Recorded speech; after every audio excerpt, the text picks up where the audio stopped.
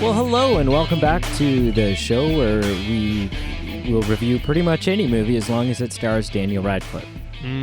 That kind of seems to be our theme quite a lot. It is. Which is appropriate because in 3 weeks when he is on an episode with us, we're going to have a lot to talk about. So, I feel like we need to, it'll prepare us anyways. Letting the cat out of the bag, just a little bit of some foreshadowing, a spoiler of things to come. Daniel Radcliffe on the Movie Men podcast in 3 weeks' time. You heard it here first. No. You misunderstood. When I said Daniel Radcliffe is coming on the podcast, I meant my cousin Daniel Radcliffe, who is not the actor. Oh. Yeah. That's still cool. It'll be a good episode. Still game. It'll be a good episode, I'll tell you that. Sounds good. Mm-hmm. Well, welcome to the show, everyone. We're at it again. Yeah, I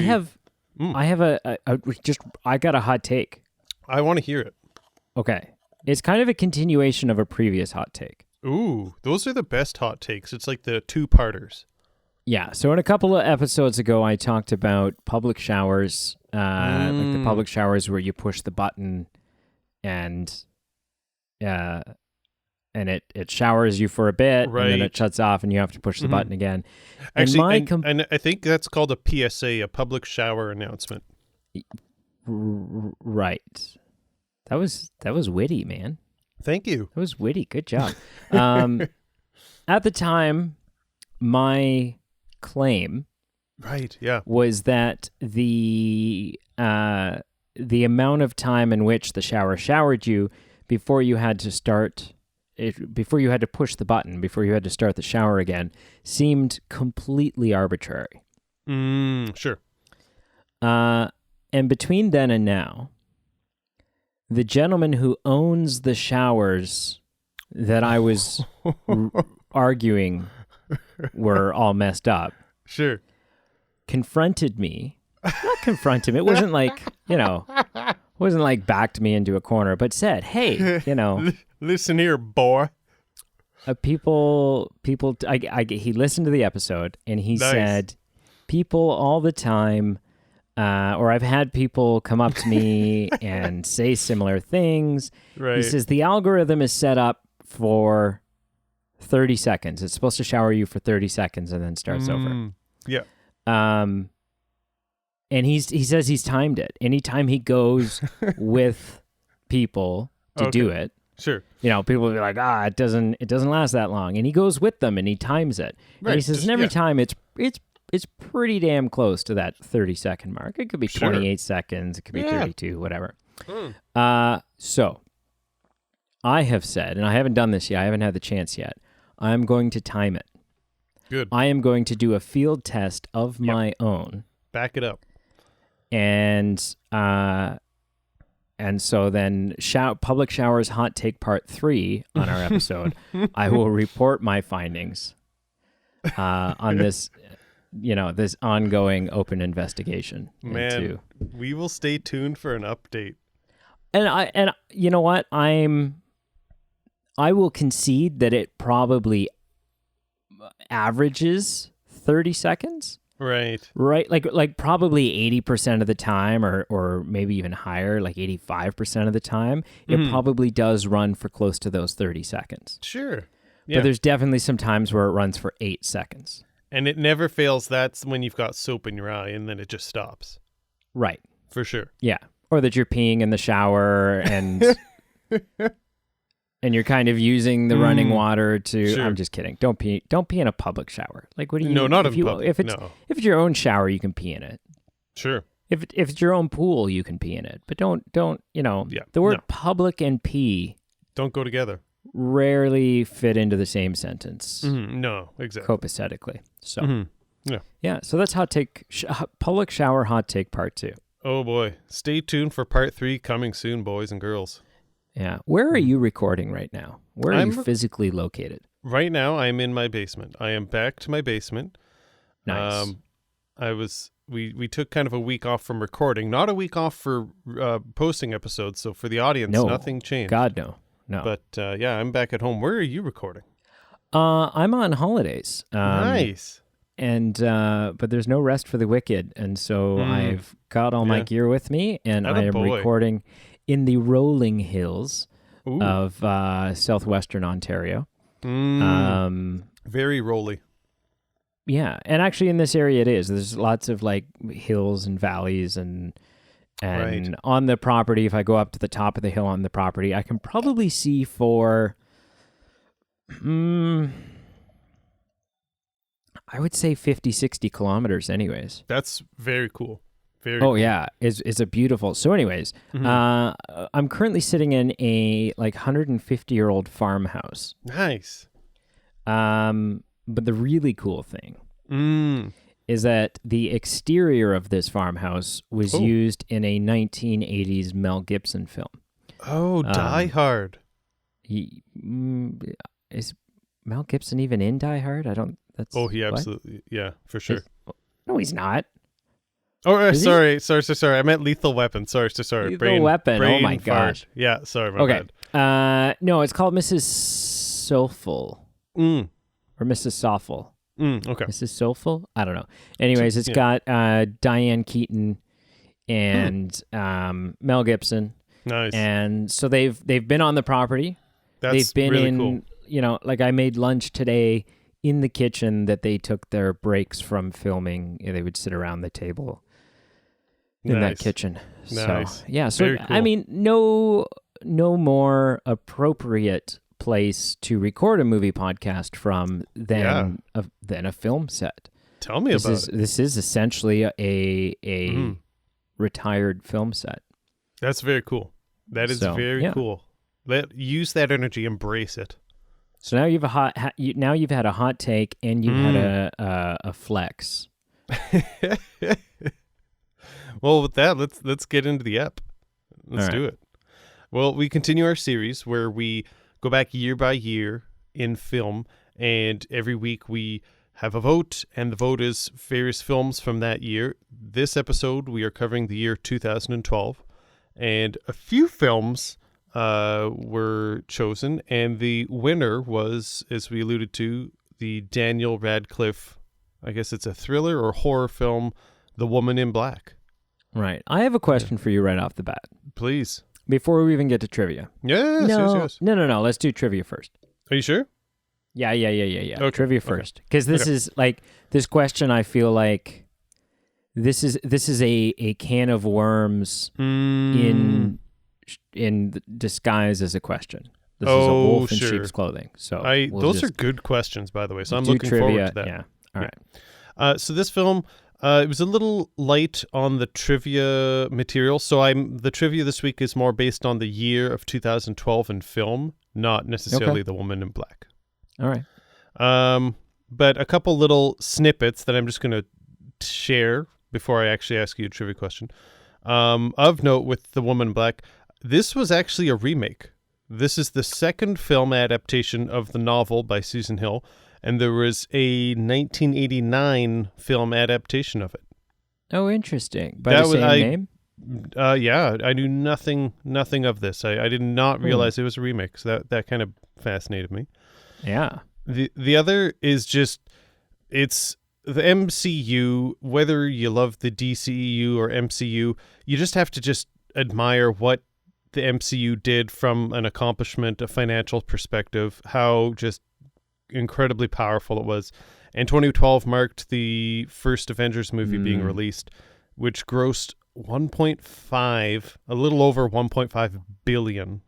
A historic film. A historic film, and it's just because crazy. It was really the first, even though the shared cinematic universe technically started with Iron Man, this was sort of the full realization of a shared cinematic universe of all of these characters who we had seen in these movies come together on the screen, and each having equal screen time.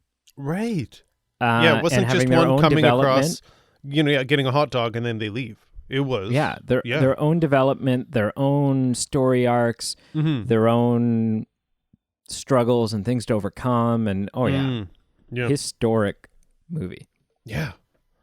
But my question to you is going to test your knowledge of your own memory, what you did that year as far as film seeing, and maybe your analytical knowledge of what you remember reading or seeing about that you didn't actually go and see yourself. But all of 2012, I was just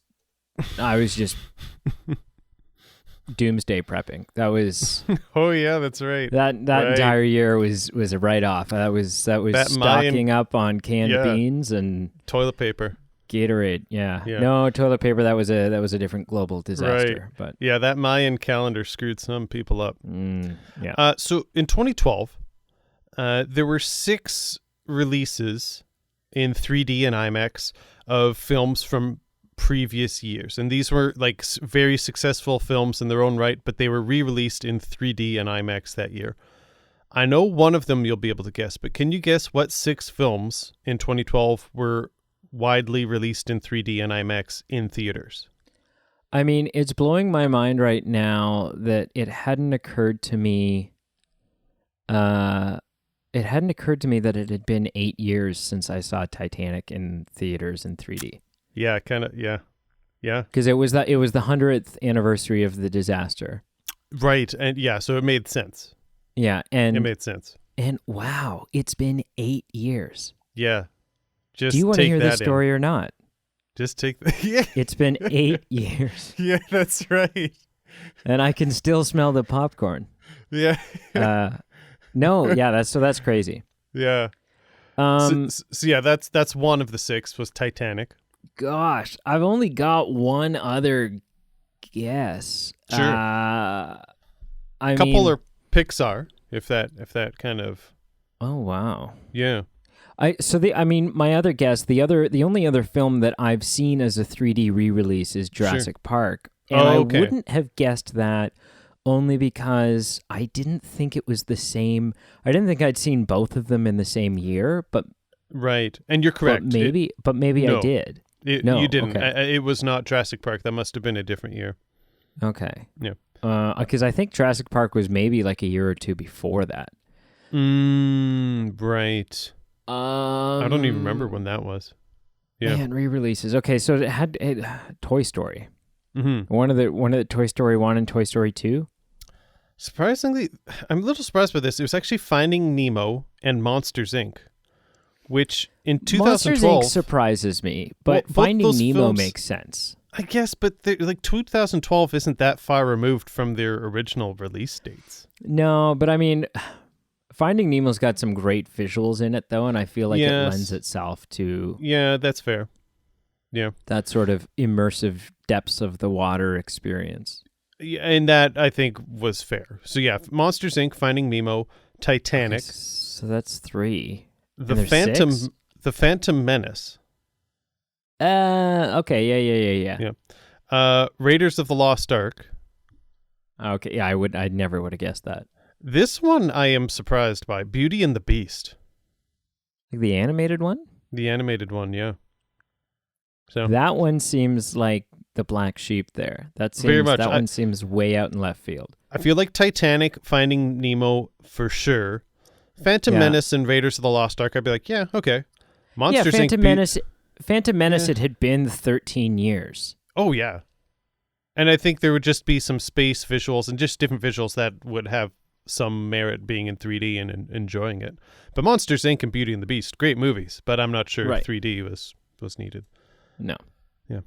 So lay that question on me. I am curious. I am intrigued. Okay, so for those people who aren't aware, the way that we kind of come up with our 4 options for the votes is I select 2 and you select 2. We throw them into the pot together.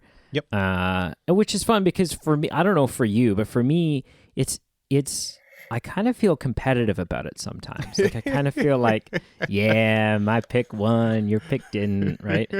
I think that's a you thing. I mean, I would be lying. There's the occasional time that I'm like, oh yeah, but more so, it's just kind of a fun thing all around. All right. Okay. No, and I agree. I'm not like, No. I'm never bitter when mine doesn't. There's times where I have my 2 options and then you tell me your two options, and I'm like, oh, I don't stand a friggin' chance. Like, there's no right. Yeah, there's some there's weeks no where way. there's just a clear powerhouse. Yeah. Yeah. So my question, Mm-hmm. so The Woman in Black was one of your selections. Correct. Yep. Why? Interesting. What about like? Okay, so disclaimer. I watched this movie twice. Okay. Because I was thinking maybe the second time I would enjoy it more. Like, I really wanted to like it. I kid you not, I watched it twice. Because the first time I was falling asleep. Oh my god! And then, so I got like 20 minutes away from the end, and I was like, I'm not doing this film justice. I'm falling asleep. Right. And it wasn't even. It's like freaking 10 o'clock at night. Like, it wasn't. But I was like, I'm falling asleep. I'm gonna watch it again tomorrow night. I started it from. I thought to myself, I'm gonna finish it tomorrow night. But no. I started it all the hell the way over, and it still it fell so friggin' flat for me. Yeah. I wanted all of the recipe, all of the ingredients in this recipe were ingredients that I like. Sure. It's like, and I just don't get what happened. It's like there's noodles and there's chicken and there's cheese and there's broccoli and there's some jalapenos and there's some, and I'm like, oh yeah, baby. And then I put it in my mouth and I'm like, oh, something didn't work out here. So why Woman in Black? That's interesting. So I had seen it before, and I believe I saw it in theaters when it was in theaters in 2012. And I think it was definitely one of those films that I remembered it more fondly and remembered it having more of a punch and more oomph to it. And maybe it's just because when you see a movie with someone or with a couple people, and whether it's a comedy, whether it's an action film, whether it's a horror movie, and just the presence of being with people and the film being a way of interacting with one another, I think that maybe played into my memory of it a bit more. Well, and at the time you were like, how old were you in 2012? I think I was around teenager. 8. I was 8 years younger, I think. Yeah, you would have been like just exiting your teen years. So you were overly impressionable. Oh, for sure. Yeah. But I definitely hear what you're saying. And when I watched this film more recently, I definitely felt it landed a little hollow at times, and it didn't land those punches that I thought it did in my memory. I don't think Daniel Radcliffe is particularly good in this film. He's awful. I'm sorry. He's not very good. I think the story gets kind of the story starts out kind of interesting. Oh, for sure. And then I think becomes a little convoluted, and I'm like, okay, like I get that, there's a mystery and I'm supposed to be kind of trying, wondering what's going on, but I'm actually just lost. Like, I just don't. Yes. Yeah. Like, I have no leads to go. Like, this isn't even interesting for me because I have no leads to go on. Then there's a moment where suddenly, before the reveal, it just becomes so easy to predict where this is going. Right. That the reveal happens, right? The guy talks about, the guy reveals that the woman in black is Jeanette and all of this stuff. And you're just like, well, yeah, I knew that 10 minutes ago. Like, no kidding, boss. How did Arthur not piece this shit together? Like, what? Right. Yeah, no, definitely. And yeah, I feel like, so specifically two things. I think I completely agree with what you said about 2012. About this film. And I think when it came to why I chose it for 2012, I feel like there was not a lot of good films that I thought would do well.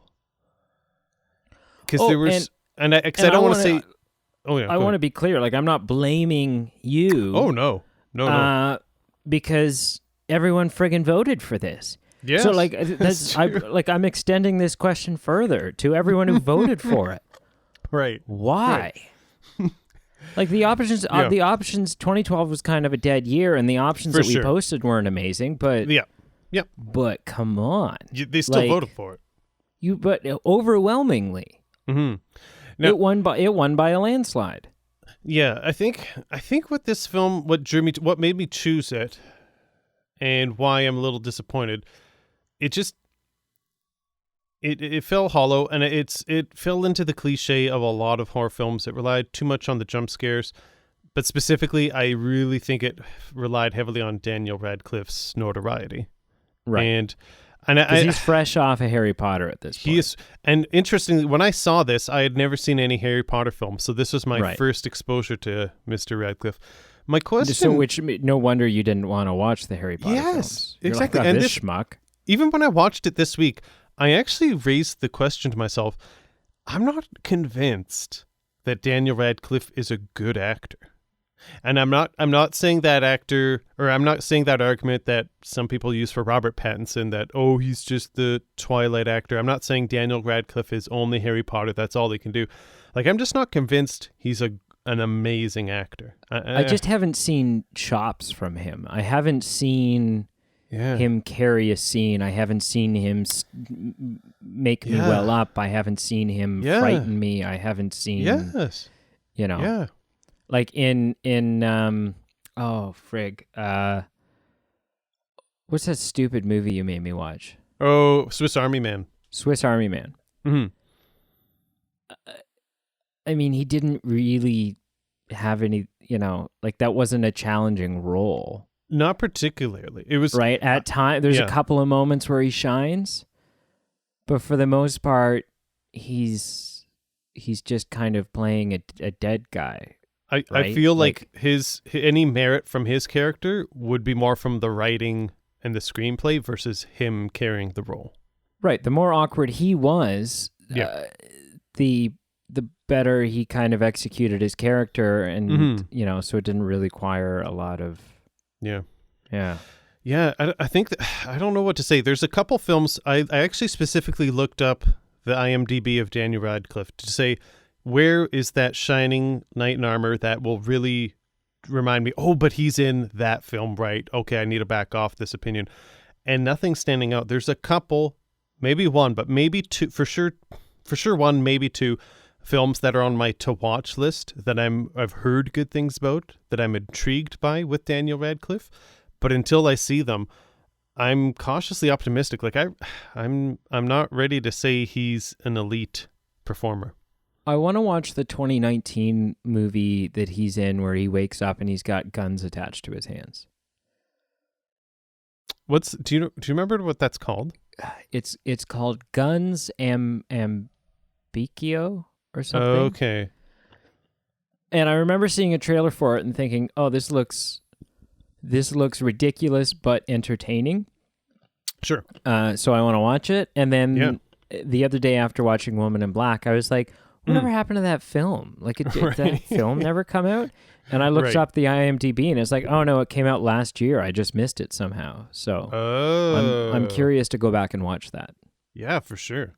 Yeah, no, I feel like this film, in my mind, what I thought it did well, but in reality it didn't. But where it had the opportunity or the potential, I loved the mystery aspect.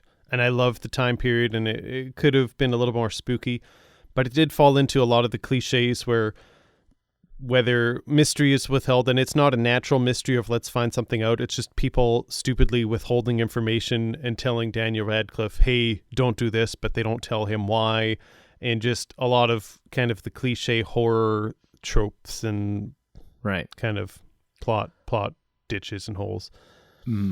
What I want to ask you, because you've seen this film, and I'm assuming the people listening have seen this film. Twice, yeah. I want to ask you, I'm going to give you some options, okay? I want you tell me which option you would choose. We're going down the road of envision yourself, you are Daniel Radcliffe in that circumstance. What do you do? And I just want you to just tell me what you want to do, okay? Okay. I've thought this out. I want some well thought out answer. Okay. So for those who aren't familiar, just remember Daniel Radcliffe has to go do this job. He has to take care of some legal matters or else he's fired. He's a widower and there's some bills to be paid. So he's kind of I don't know. Is he even a lawyer or is he just a legal clerk at this point? Like he's I assumed he was a lawyer. I don't know if he's been called to the bar yet. I don't know.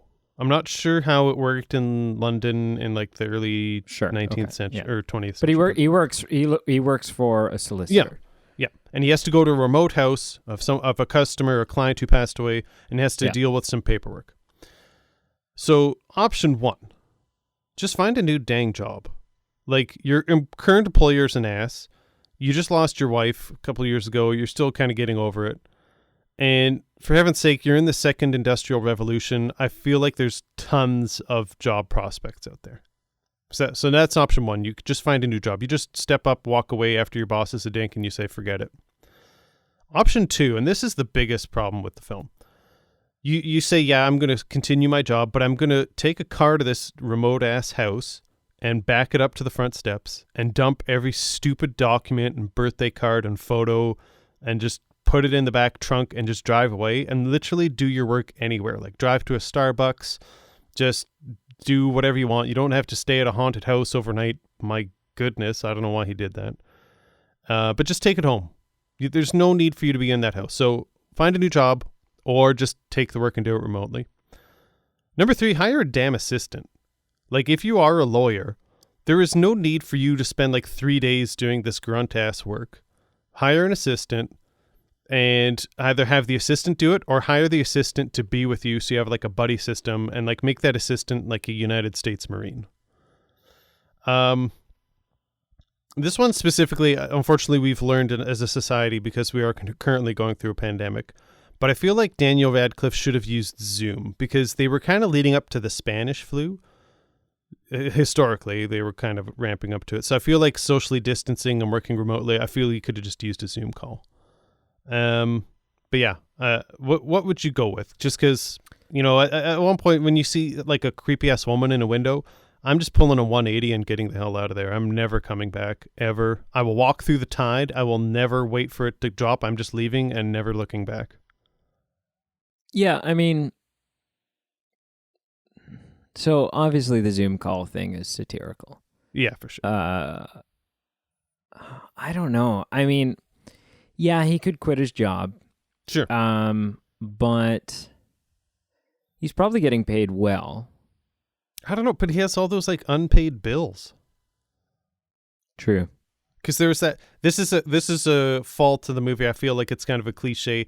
They gave like so much expositional backstory in like 1 second of screen time. He like packs a suitcase with like his kid's drawing of the dead mother. So you see that he's a widower.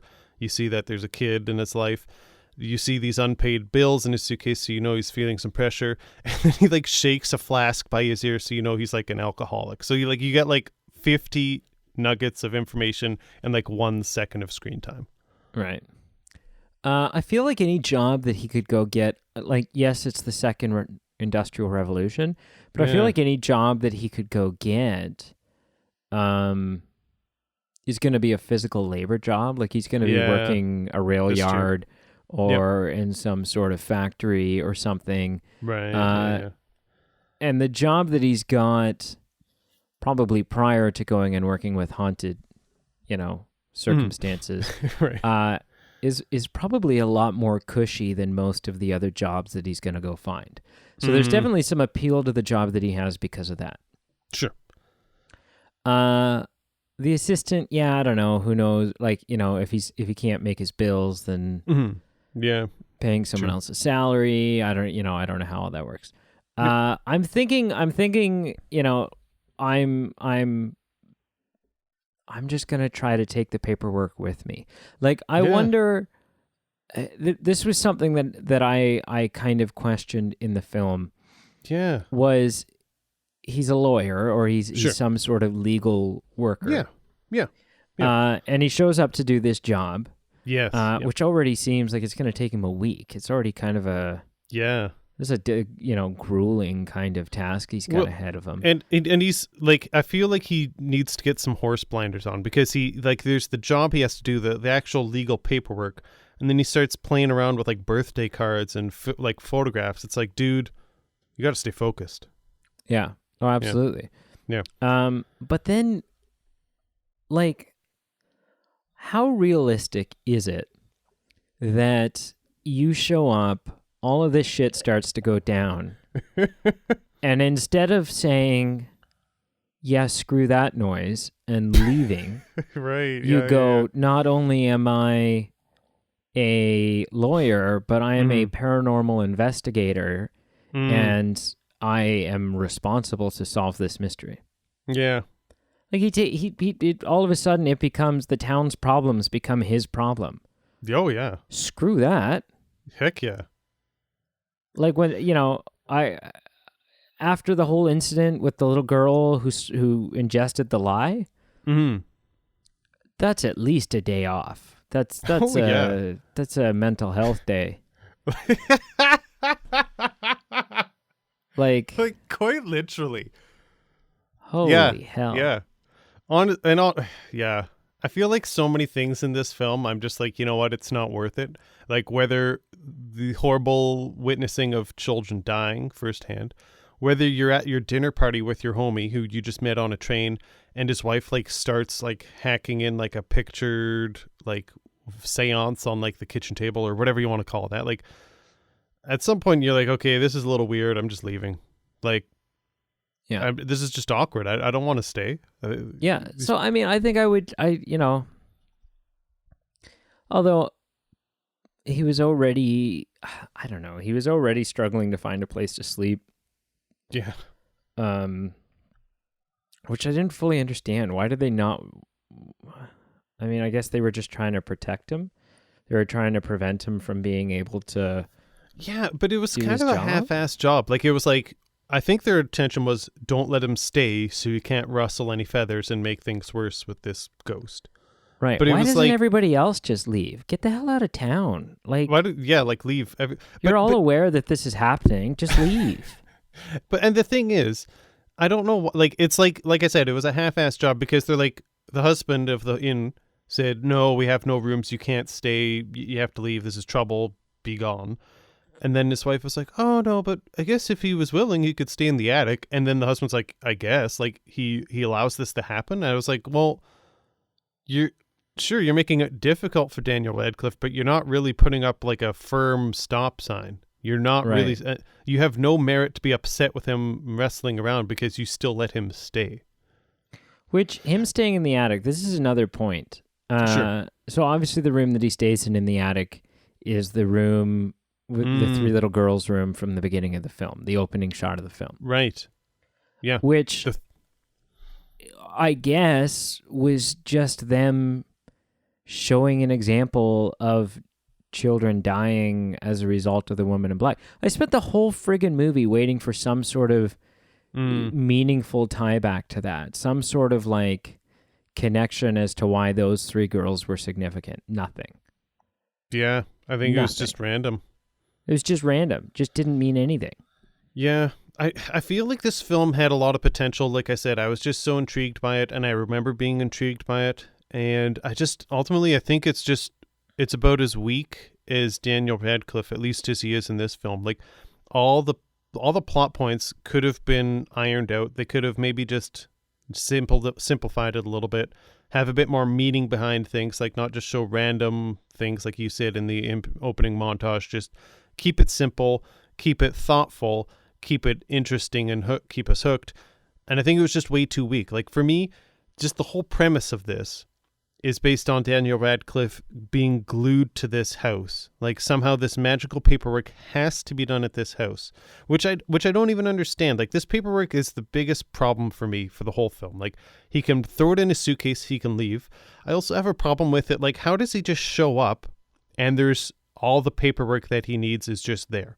Like, this woman was a widow, and she passed away, and she has no family or relatives. So who prepared this paperwork? Like, did she wake up in the morning saying, hey, I think I'm going to die today, better get all this paperwork out? Like, every aspect of the reason he had to be at this house, this stupid paperwork, I just felt like it was just kind of forced and weakly thought out. And yeah, the more I'm talking about it, the more I'm realizing how disappointed I was with this film. Thank you for making this an option for us to watch. It's disappointing because, yeah, I remembered it being a little more, I remembered it more fondly than it turned out to be.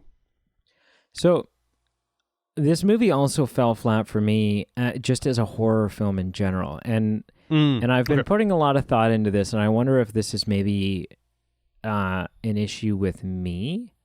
And so the jump scares.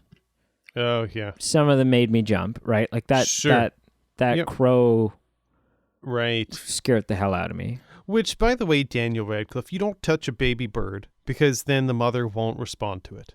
Not true. That's an urban legend. Is that Not seriously an urban legend? I think so. I think Does it depend on the type of bird? I don't know. Okay. I have no idea. Could just be ostriches. I don't know. Yeah. Sorry, that was a foul joke. Right? Well done. Well done. But so overall, the film didn't scare me though, and there was a couple of things that I was sort of self-analyzing while I was watching it and thinking, man, this isn't like, I don't find this scary. One is, I wasn't scared. I understood why Daniel Radcliffe should be scared. They were scary circumstances. Sure. The character Arthur, Daniel Radcliffe's character, certainly warranted him being scared. But what he was going through didn't scare me. Didn't make me as a viewer frightened. Right. Yeah. And I think part of it. So I started thinking about, okay, well, why? And I think maybe it's because Daniel Radcliffe's character, like so many other characters in so many other horror films, wasn't reacting and behaving realistically. Was investigating when he shouldn't investigate. Was leaving, was not just packing up and leaving when it was time to just pack up and leave. And so it made me think about, like, okay, so what film has scared me? To me, what is the standard that a film needs to reach in order to scare me? And the last film that I remember being genuinely terrified by was, this would be years ago now, like 2000 and, oh, good Lord, 2010, 2009, 2010, when I went to go see the first Paranormal Activity movie in the theater. And this film terrified me for a couple of reasons. A couple of things it did really well. One was it was a film that did not rely heavily on special effects. Yep. And for the most part, neither did The Woman in Black. So kudos for that. Yep. Two is, at the time, the found footage genre had not been. I said genre weird. I said genre. The found footage genre had not been beaten to death yet. It hadn't been overdone, which it has now. But at the time, it was still relatively fresh. The only other real example of it was Blair Witch. Right. And it kind of opened the door. Like, it was kind of the entry level. Yeah, and a lot of people didn't know about Blair Witch. Like, I think Paranormal Activity kind of gained more theater traction than Blair Witch did. So a lot of the people who went to go see Paranormal Activity had never heard of Blair Witch, didn't know that the found footage genre existed. And so, and everything about the first Paranormal Activity movie was marketed as real. This is actual footage that we have that we've been given by the Los Angeles Police Department. And there were no credits at the end of the film. There was no fanfare at the beginning of the film. There was no soundtrack. There was nothing. And and it was dealing with something that a large majority of the population dabble in believing in. Sure. Right. Sort of the paranormal and the fact that, and Yeah. there was never a moment where they like show you a ghost. So you didn't have to they didn't have to make any decisions about, well, what looks believable. And you didn't have to go, okay, well, honestly, okay, that's CGI. No, it was all and as a result, they were able to have such a low production value and they made still it have for a fantastic film. Yeah, they made it for like $15,000 or something, and they shot it in 4 days. Yeah. Oh, Yeah. Mm-hmm. And so it's all stuff like girls getting dragged down the hallway by an invisible force and doors slamming shut and stuff like that. Yep. And the film ends, and it says, at the end of the film, she kind of kills her boyfriend, and because she's possessed by the demon, she kills her boyfriend and all this stuff. And in the end of the film, and the letters just come on the screen, the events happen on this day, footage from the San Francisco Police Department or LA Police Department, whatever it is. Mika's body was discovered by the police on such and such a date. Katie's whereabouts remain unknown. Right. And we had a 45-minute drive home from the theater. Nobody in the car talked. Right. I got home and had the lights on, like sitting in my room with the lights on for half the night, because I didn't realize for like the first couple of days. It was a couple of days before I knew, that was fake. Sure. This film, I was hook, line, and sinker. It had me believing. But a big part of what made it believable is that their reactions were believable. They presented, and any time that they weren't going to leave the house, they presented a logical explanation for why that is. Right. Yeah. They had a demonologist explain to them, this thing's haunting you. It's not haunting the house. If you leave, it's not, it'll come with you. Yep. So they stayed in the house. Mm-hmm. Right. And so I think for me, that's a big, but coming back to The Woman in Black, I think that's where I check out of a horror film. Yeah. Yeah, when that's fair. Someone is behaving in a unrealistic way. When someone opens the closet instead of just buggering off. Mm-hmm. Yeah. Right. And then I'm like, well, but you're doing that so that the thing can jump out, or you're doing that so that the suspenseful music can make me think that thing's going to jump out, and then it doesn't, and then you sigh a big relief sigh, and you turn around, and then they're right friggin' there. Right. And so, and that's the only reason, and it's not reasonable, believable, realistic behavior. Mm-hmm. And so then I check out, and I think I checked out in this film for those reasons. That's fair. I think a lot of these things play into how we evaluate horror and scary films. So how it aligns with our worldviews and world beliefs, obviously, is a big part. How it aligns with what we would do or how realistic we think it is, and obviously, I think something that has to be taken into account, even you, and I think I agree with exactly what you're saying with paranormal, but with me, with Woman in Black being 8 years ago, with paranormal being 10 or 11 with you, we were both younger then, so we were more impressionable. Even we might have been a little more naive as far as what we thought was scary in film at those points in our lives. So all these different things definitely influence how we perceive and how scared we get from these films. And yeah, I think you're right. The Woman in Black really hit on none of these well. And yeah, I'm trying to think of films that I found scarier, whether it's like films like Insidious, where it doesn't rely on jump scares. It relies more on concepts, and whether you believe in certain concepts or not can also kind of resonate with what you would be scared of. And I think you make a really good point. Yeah. Woman in Black, just yeah. Okay. Try harder. So then, having said that, 0 to 10 it for me. Yeah, I gave this film a 10 out of 10. And wow, no, that's not at all. I just want you need to reevaluate. Yeah. You don't want to sell me death sticks. You want to go home and rethink your life. So I gave the film higher than I think you would expect. And I definitely think it's higher just for emotional reasons of I liked aspects of it and I feel it could have gone further, so I give it some points for that, and just I had fun when I originally saw them. You're a little nostalgic. Scale, yeah, 100%. So on my scale, it was a 6.1 out of 10. Okay.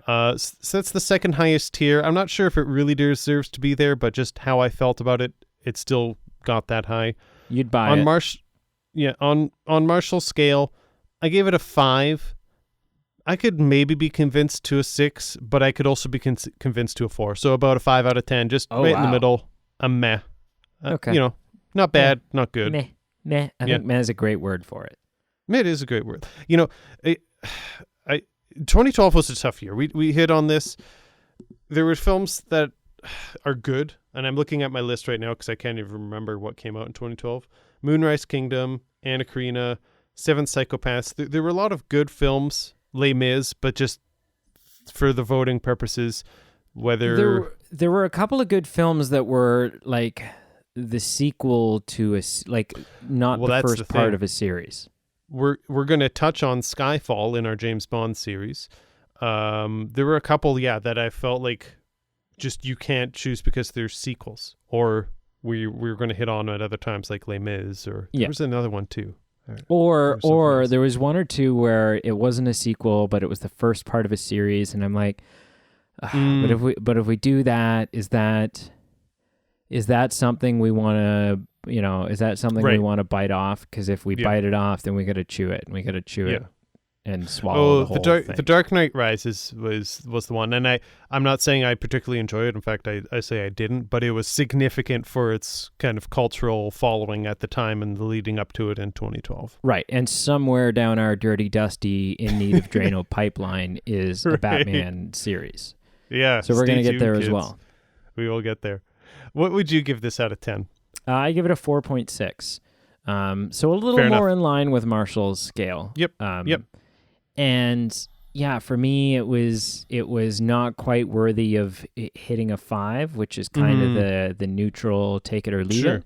This was a leave it for me. I wouldn't feel comfortable recommending it to someone, and wouldn't. If it was a movie night and someone was like, this is the option, this is what we'd like to watch. Yep. Then I might suggest a board game or putting my hand in a meat grinder or some sort of alternative activity. Yeah, for sure. So, what'd you watch this week? I watched a couple things. So, I too just came back from vacation, and I was actually at a cottage. Ooh. And I was hoping, I know it was a long shot, but I was so hoping that there would be a VHS player. Yeah. And just, I would have picked whatever VHS was there and made that my recommendation for you. Just for those who don't know, my grading scale has 4 tiers. The highest is I'd see it in theaters. The second highest is I'd buy it. Third highest is I'd rent it. And the dead bottom is I'd guess I'd watch it at the cottage if there was no Wi-Fi and it was raining. So I was just hoping. Is this a cottage you rented? Like you rented? It was a cottage I rented, yeah. Okay, yeah. So I was just hoping. It's a long shot because not many people have VHSs anymore. But I was so hoping that even if it had been like somehow like a Cat's rendition that was taped on VHS, I would have watched it and made that my recommendation just because it would have felt so poetically right. But sadly, there was no VHS player, and I'll get to what I watched shortly. Damn. But so the first thing I watched was your recommendation of The Man from U.N.C.L.E. Can I say, before you say anything about The Man from U.N.C.L.E.,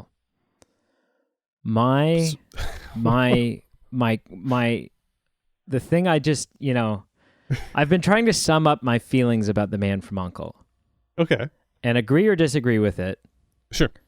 The Man from U.N.C.L.E., this is my quotations on the front of the movie poster.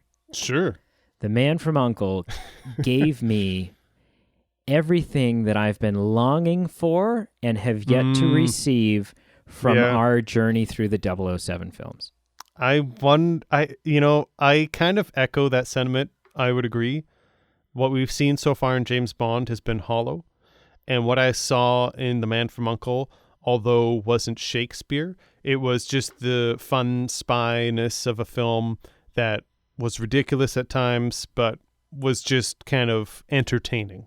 And also, I've got T-shirts on the way that say, because everyone's talking about, what is it? Tomorrow Never Die. What's the new one coming out?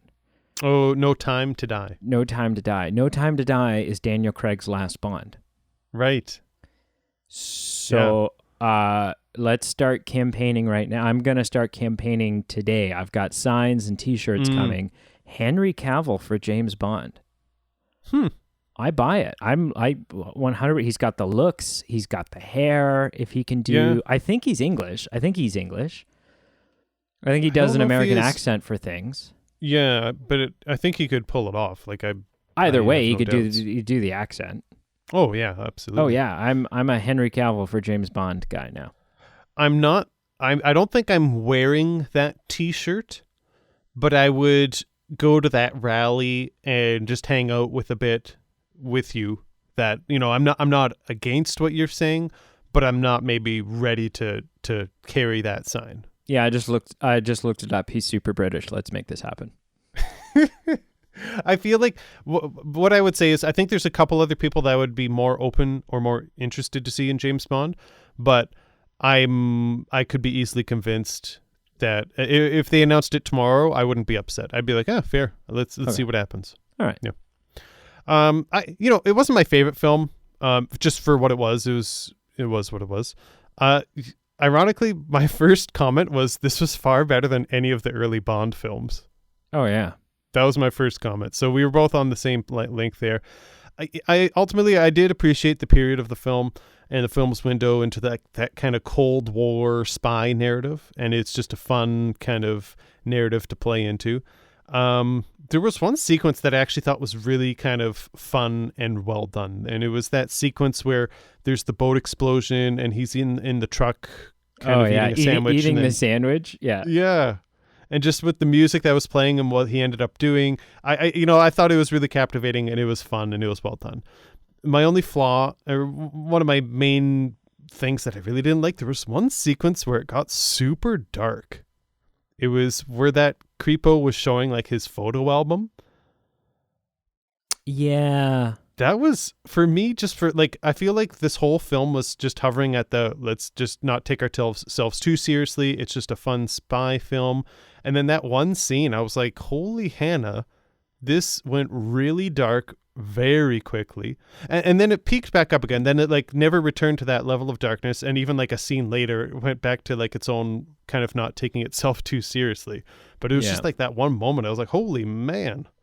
Yeah, it got a little dark.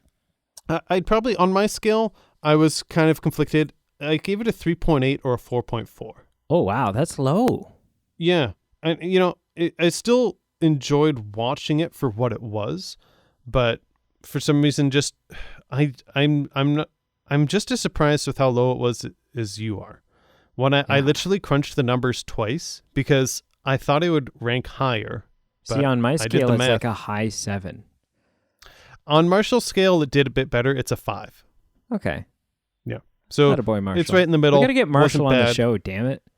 Oh, he is. There's a few people that have been on the wait list, and just with COVID and tech issues, we're getting ready. We're on our way. You guys know who you are. We've been talking to you. It's going to happen. The other thing I watched is a bit different. So, like I said, I just came back from vacation, so I'm going to do something a little bit different this week. And it's something I did, I think, once in our early episodes. Like I'm talking like the first couple. I struggle with changes. I'm not going to make a habit of this. It was just coincidentally what I watched, and this is the whole point of what you watched this week. Sometimes it's, hey, I watched an interesting film, I want to share it with you, or hey, I watched this, and in the back of my mind, I'm like, I think Brady might like this. There's certain weeks like that. This is truly just what I watched, and you're going to get a window into what I watched this week, and you might say, hey, I'm interested in. Yep. So this is actually a television show. Okay. Now, I think we did this. I had to watch an episode of something once. Yeah, I think it was like True Detective or something. Yeah, it was. Yeah. So this is of the similar variety of, it's not like a sitcom or like a running show that's like, I'm going to make you watch like 2 episodes out of 60 or something. It's one of those TV shows that's just 1 season, so it's basically like a 8-hour film. And I'll make you just watch the first 2 episodes because that would be about the time equivalent of a film. And you can watch it and say, hey, I know what Pete watched this week, or you might continue watching it. That's really up to you. Okay. There are 2 actor carryovers this week. It was like everything aligned. So is it Jared Harris that was in The Man from U.N.C.L.E.? Yeah. He is in this. Okay. Then I have trouble pronouncing this name. Karen Hines. He was the actor who played Mr. Daly in The Woman from Black. Right. Okay. Yeah. So these 2 actors who I love were in this TV show, and that's part of the reason that drew me to it. Huh. So okay. I thought it was interesting that everything kind of aligned. But this film, it talks, or it covers kind of the, I've got it, I Googled it because I wanted to actually quote it correctly. It's a narrative on the Franklin expedition to the Northwest Passage. So it's set in the 1800s. Okay. It's based on some historical fiction, and I think it's grounded enough in facts that it's has an interesting starting point. And with this in real life, like, we know what happened to this expedition, but there's still so many unknowns of what exactly happened that there's a lot of kind of wiggle room with the storytelling perspective and some poetic license and liberty. So the reason I'm recommending it to you is, one, I was just drawn to it by the actors and the premise, and it started off with a curiosity, and it eventually led up to me, like, it was one of those shows that I was watching, and it's like 2 hours past your bedtime, and you're going, holy crap, I'm going to be so dead tomorrow if I don't go to bed, but I also just want to watch the next episode. It got me hooked. Started with the curiosity and got me hooked. And the thing that I like about this is, in film, in television shows, and in literature, there's something cool about like the Navy or sea captains' use and kind of showing their passion for their vocation. And it's always this kind of fine balance of, they love their vocation, and whether it's hubris or just kind of obsession, they're always like, yes, I'm going to, move on from this after one more expedition, and that's their downfall, or that's kind of their pivotal point. And it's not just a job, it's just this romanticism with the sea. And what I'm recommending to you is called The Terror. Okay. And it's 10 episodes long. My one critique would be, I feel like if it had shortened down maybe to like 7 or 8 episodes, it would have been a bit more concise, a little more potent. I think it was stretched out a little bit too much. But I'm recommending it to, yes, it's a TV show, but it definitely has a more cinematic approach to TV, and that's why I think it's kind of qualifies for my recommendation to you this week. I'm very fascinated. Yeah, I'm not quite done. I have like 1 episode left, so maybe I'll come on next week and be like, holy crap, I should not have recommended that to you. But so far, I'm recommending it to you. Okay. Mm-hmm. What did you watch this week? You sent me some peculiar screenshots. Yeah, so the screenshot, I have to disappoint you. Okay. That was from a TV show that I watched. And from like the 6th season, so I can't I can't recommend it to you. But it was interesting because it was like it was like a Third Reich officer that I sent you. It's the type of picture that gets your attention. Yeah, for sure. You raise an eyebrow for sure. So the first thing I watched, this isn't the first thing in order, but in order that I'm going to talk about them, was a film called Dead Man. Right. Oh, right. Yes. And my review of it is very short. Sure. I don't think I like Westerns. Okay. I like Johnny Depp. Mm-hmm. And I appreciate modern films that are shot in black and white. Yes. And I think the Johnny Depp and the black and white thing was redeeming enough for me that I overlooked the whole Western. I just don't care. I just don't care about the Western era. I've never, there's never been anything where I'm like, oh yeah, give me a good Western. Like it just doesn't, it doesn't do it for me.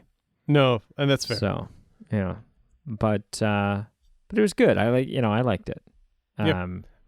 I personally didn't like it, but the everything you said, the black and white, the Johnny Depp, and all the other notable faces just was interesting to me. Yeah, so I gave it like a mid 6s. Okay. Like a 6.4 or 6.5. That's cool. Yeah. The next thing I watched was Due Date with Robert Downey Jr. and Zach Galifianakis. Right. Have you seen it? I think I've seen no is the answer. I think I've seen like snippets and parts, but no, I've never seen it. It's a contender for one of my favorite comedies of all time. Interesting. Yeah. So it was fun. Cool. I rewatched the animated Addams Family with a group of people who wanted to watch a movie, and I was like, oh, okay, well, we could watch this. Sure. So I watched that. I watched the new animated Scoob. Oh. Sort of the Scooby-Doo 3D animation thing. Yep. And then my recommendation for you, sir.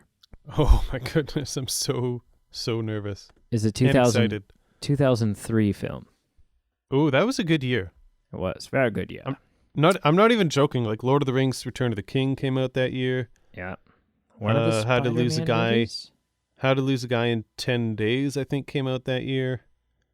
Yeah, it was. I don't know. It was a blockbuster year. This film is a action western. Huh. Right? Really? You inspired me, sir. Oh wow. I'm trying to think what it could be. But it doesn't really feel like it doesn't really feel like a western to me. So Okay. It has Antonio Banderas in it. Huh. It has Salma Hayek in it. I don't know who that is. Google. Wait, wait, don't look it up. Okay. It has Johnny Depp in it. What? It has Willem Dafoe in it. What the heck is this? It has Mickey Rourke in it. What? Okay. Is it Zorro? The Mask of Zorro? No. It has Eva Mendes in it. What? It has Enrique Iglesias in it. Is it a cartoon? No. It has it has Cheech Marin in it from like Cheech and Chong. Yes. And it has I feel like I can never say his last name, but Danny Trejo. Trejo. See, when you list that many names, the first, you're like, wow, I like this guy, and sometimes the common thread is like, oh, for this many famous people to be in it, it's a narrative or a cartoon or animated film, and then it's a bit of a downfall because you love to see all these people kind of actually interacting with one another. No, these people are all in it. Wow. It's directed by Robert Rodriguez. Okay. So the guy that does he did the Machete movies. He did Spy Kids, like the first two Spy Kids or something. Sure. This film is called Once Upon a Time in Mexico. Oh. Have you seen it? No, I've heard of it, obviously. Okay. It's I like it. That's all I'm going to say. All right. I'm so strapped in. I'm ready to go. It's a little wild. It's not super grounded. It's not grounded in reality, so it's just kind of a fun ride to go on. Sure. Yeah. Yeah, things are a little kind of like Spy Kids. Yeah. Right? Yeah. Like how there were things in Spy Kids that were like, okay, well, I mean, you've seen Spy Kids, right? The first. Yeah, long the first time one. ago. So there's things in Spy Kids. There's like fighting moves that they're doing, and it's like, well, but people can't actually do that. And so it's kind of like that. but it's good. Cool. I'm very, very intrigued. Sweet. Awesome. I hope you like it. Mm-hmm. Wrap this up and put a bow on it and lick it. Oh, lick it. All right, lick kids. Lick the self-adhesive flaps on this episode and get some kind of poisoning and then adhere it to itself. Well, when you phrase it like that, please check out our links below. So please like, follow, and subscribe our main pages on Facebook, Twitter, and Instagram if you haven't done so already. We would really appreciate it. You can also check out our Patreon page below to help us keep the lights on, help us pay the bills, and help support and run the show. And if you're not at that point of level of wanting to support the show, even just liking and commenting on this specific episode's post, wherever, if it's on Facebook or Twitter, would really mean a lot, and it would help expose our show, and we'd really be appreciative of that. I do have a couple shout-outs as well. All right, shout them out. Mm-hmm. The first shout-out will be Matthew. No, shout it. Matthew! All right. Because I believe I saw A Woman in Black with him back in 2012. Wow. Yeah. It was a long time ago. It was a long time ago. And I should have written it down. My second shout-out was Marshall. And I literally can't remember why. There was a specific reason I was going to shout him out. And as soon as I remember it, I will tell him why. But until then, it's an ambiguous, voidless shout out. I know he voted for Woman in Black. Maybe that's why I was going to give him a shout out. Maybe. We'll a lot leave of it at people that. did. A lot of people, for some reason, were like, oh, yeah, that's... I like to watch him squirm. Maybe that's what Marshall did. Maybe. Friggin' Marshall. Well, until next time, kids. Well, bye. Bye-bye.